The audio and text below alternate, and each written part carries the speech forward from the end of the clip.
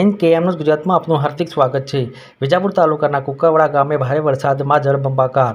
ગામનું મુખ્ય તળાવ ભરાઈ જતા ગામની અનેક સોસાયટીઓ તેમજ અનેક વિસ્તારો પાણીમાં ડૂબ્યા। મુખ્ય બજારની અનેક દુકાનોમાં પાણી ઘૂસી જતા માલ મિલકતને નુકસાન થવા પામ્યું।